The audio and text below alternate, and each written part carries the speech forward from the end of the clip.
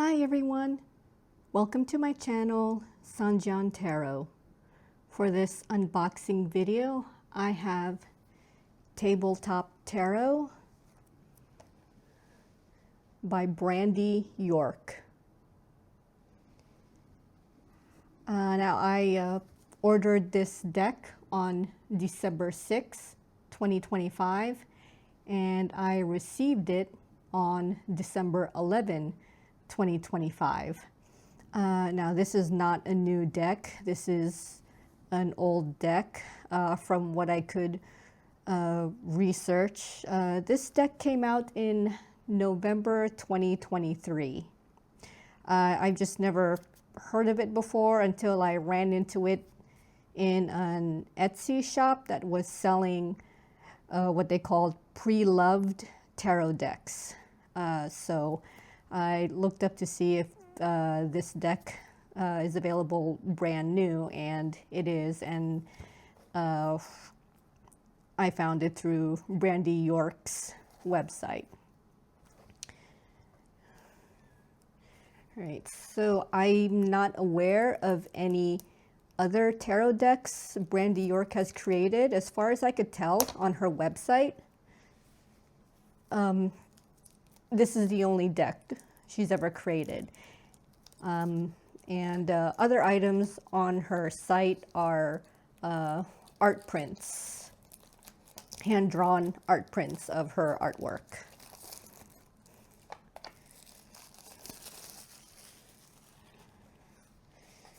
Okay, right, so here is the box.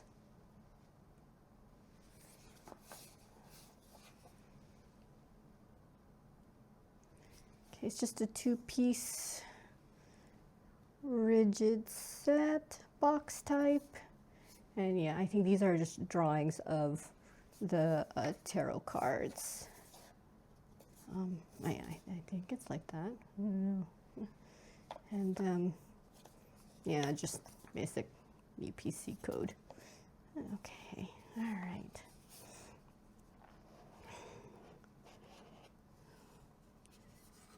Okay, and I think this is, yeah, this is a small guidebook.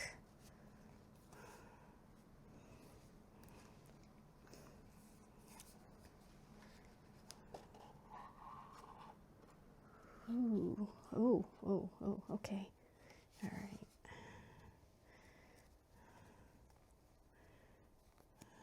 Okay, no special edging from what I can see right away.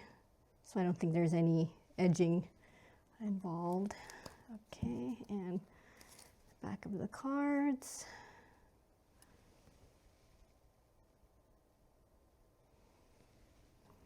All right, so there is 78 cards, standard, I guess, amount for a tarot deck.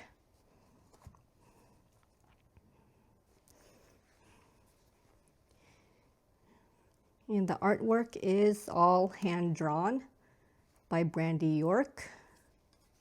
No AI.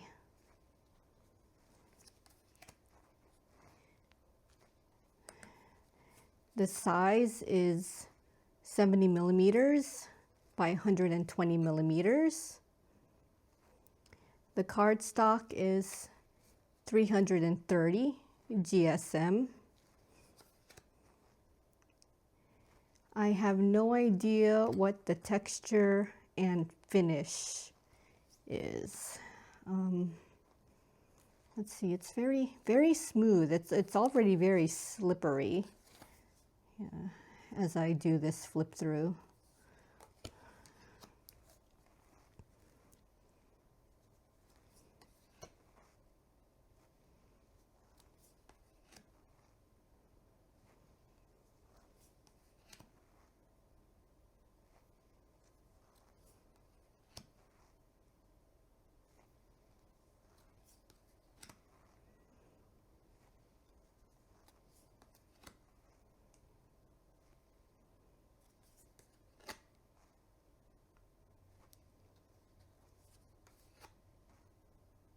It's an interesting moon card.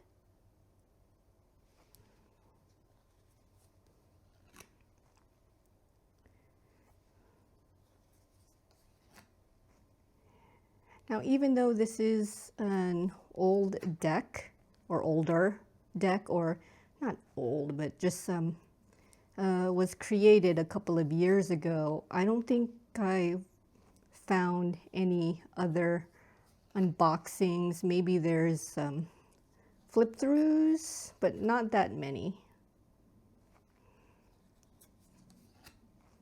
Ooh, that's an interesting way of displaying the fourth cup in here.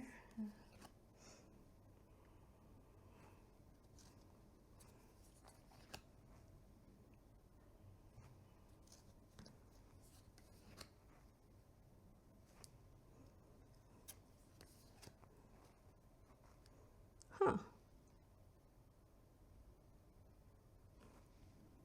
Not just walking away, but entering a portal. Well, at least it looks like it.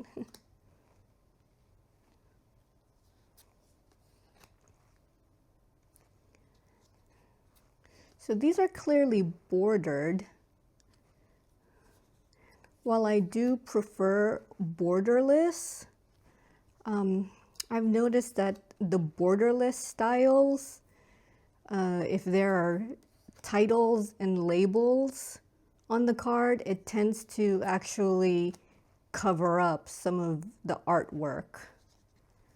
So there are times when, let's say there's a Five of Swords card, the title that said Five of Swords at the bottom damn near covered up the fifth sword. So I'm just, in that case, yeah,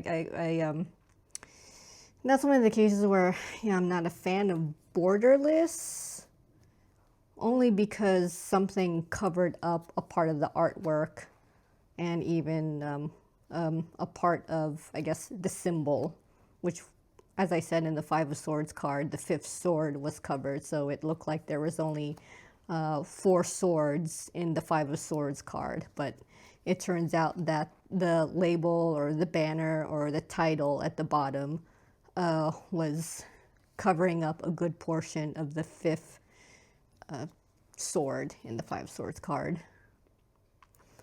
And I found that with bordered, there's no, I guess, blockage of the artwork.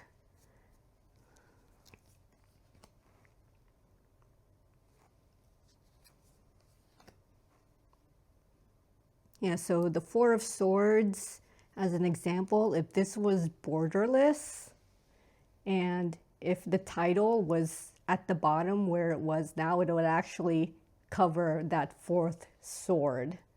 And you probably would only see like the guard part sticking out from behind the title. But that's if the card was borderless, and that's, I guess, what I mean by when titles cover up part of the artwork in borderless cards, borderless style cards.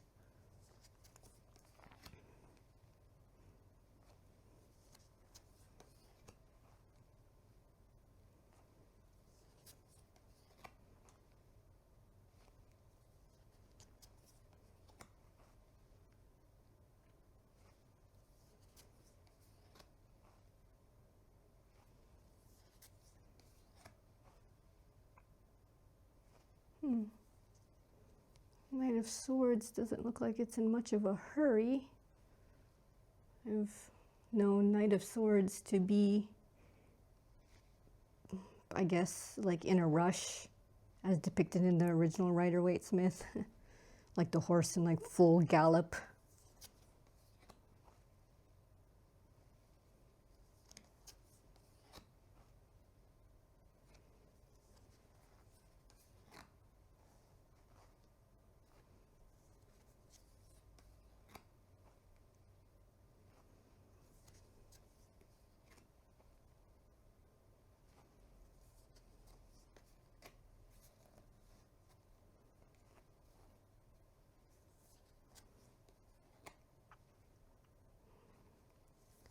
Yeah, these cards look really slippery. And they feel slippery too. Oh, that's neat.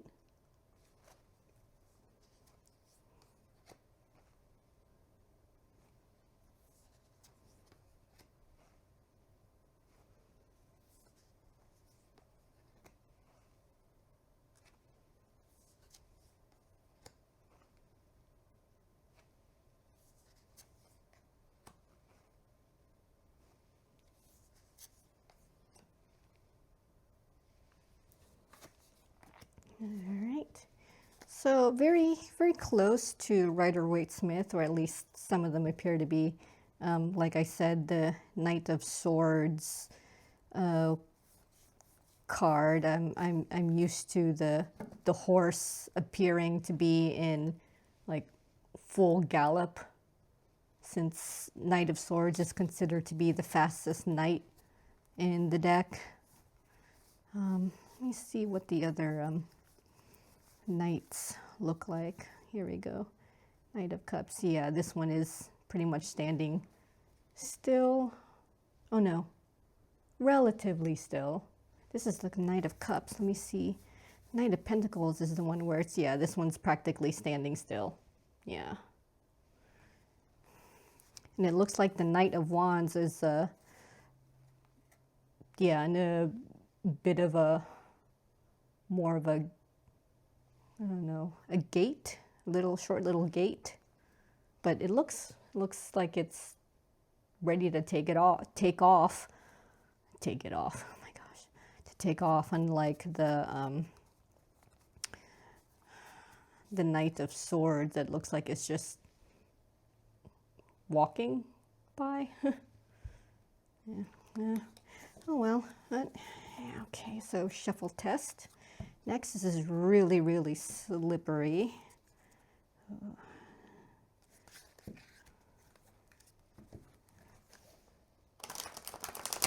Okay. Ooh, okay. Ooh, yeah, this is slippery. Oh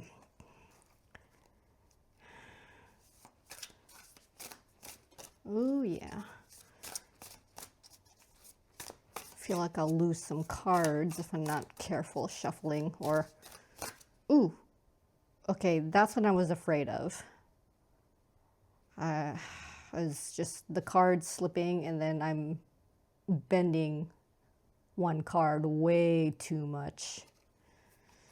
Yeah, I was afraid of that with cards that are this slippery and slick. Yeah. All right. Okay. All right. For the guidebook, I think it's just your usual little white booklet. Let's see. Yeah, the descriptions seem basic. Oh, I think they... Okay, I think it's a description of the artwork also in Rider-Waite-Smith description, like the Empress here. So here the explanation says, the druid sits upon her plush throne of pillows and red velvet. Yeah, you see the red velvet here. In one hand, she holds a scepter. In the other hand, she holds a pomegranate, a symbol of fertility. Upon her brow sits a crown of 12 stars, highlighting her connection to the mystic realm. Behind her is a lush forest and winding stream, surrounding her in abundance, love, harmony, and fertility. Ooh, okay, yeah. So there's the description of the image in the book in relation to the Rider-Waite-Smith meaning of the card. All right. Let's see. Yeah, and I think it's like that for the minor arcana too. I see the Seven of Pentacles here. Let me see what this says for Seven of Pentacles. The druid tends to her crop, waiting, watching, and hoping for the day her hard work will pay off. It is hard to wait for her reward without letting her mind wander to all the potential failures that may defeat her endeavor. In time, with careful planning, her work will pay off. Okay, yeah, this is So it's describing the artwork and how it relates to Rider-Waite-Smith. Yeah, that's something I'm a fan of when it comes to the descriptions of the images of the deck. All right, yeah, this is a really, I like, yeah, when artwork is drawn, and it's, you know, close to Rider-Waite-Smith without straying too much. I mean, yeah, I like that, and I like that the guide explains the image itself and how it relates to, I guess, to tarot, or at least the card itself, when it comes to tarot. All right, yeah, so this is a nice deck. Ooh, all right. Now, this deck is available at Brandi York's website and also her Etsy store. But when I checked her Etsy store, because it was the holiday season, it said her store is on break until January 1, 2026. So, I mean, I guess by the time I post this video, it'll probably be available. Links are in the description below.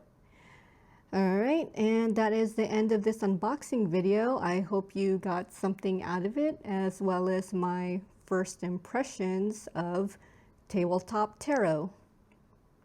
See you in the next video.